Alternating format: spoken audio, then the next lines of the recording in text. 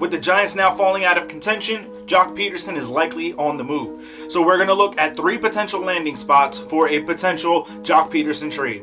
Let's get into it.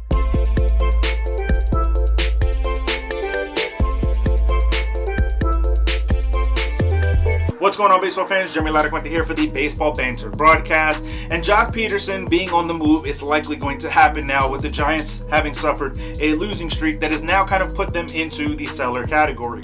So we look at the third team on my list.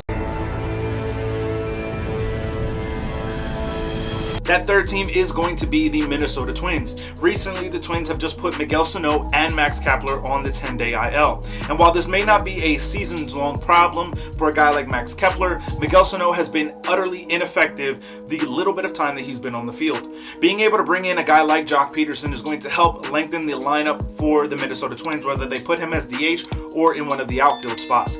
I think there's a lot to like about this player for a team like Minnesota, especially in a weaker division, in my opinion, in the American League Central. They're going to have a much easier chance to be able to hit the postseason, and you bring in a guy like Joc Pederson who has a propensity for hitting some clutch home runs deep in the postseason runs could absolutely benefit the Minnesota Twins that have struggled in the postseason. Bringing in a veteran player like a Joc Pederson who has come from a winning pedigree with teams like the Dodgers and the Braves is only going to serve this young Twins team in terms of playoff experience going forward.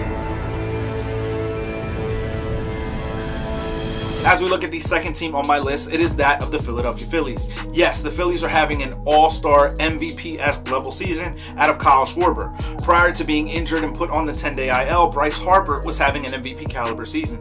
However, the Philadelphia Phillies are struggling with a center field spot, and Nicholas Castellanos has not been quite as advertised for the city of brotherly love. But I think if you go out and you get a guy like Joc Pederson who can help balance and lengthen out the lineup a little bit more, this is truly going to help the Philadelphia Phillies push against those teams that are ahead of them in the division, in the Mets and the Braves. I also think that by acquiring the services of Joc Pederson, you keep him away from both of those teams who are likely going to be looking to add a little bit of extra oomph in each of one of their lineups. When you look at what this Philadelphia trade could be for Joc Pederson, this is going to be an opportunity for Philadelphia to not just improve themselves, but also weaken their opponents. And as we look at the number 1 landing spot potentially for Joc Pederson trade, it is the Atlanta Braves. Now, for the same reason that the Philadelphia Phillies would like to acquire him, so would the Atlanta Braves. Not only would it keep him away from one of their division rivals who could potentially be going after him, it also improves their lineup. I think that there's a lot to like about a Joc Pederson Atlanta Braves reunion. There's a very good fit in that clubhouse, in my opinion. I think for Atlanta, being able to bring in a guy like Joc Pederson can absolutely help lengthen the lineup for a deep postseason run.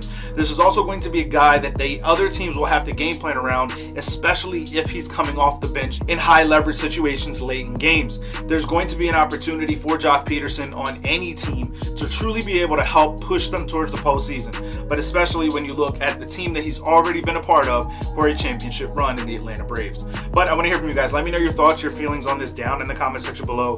Where is the most likely landing spot for Joc Pederson? Let me know your thoughts, your feelings on it down in the comments, or find me over on Twitter at JLaracuente19 to keep the conversation rolling.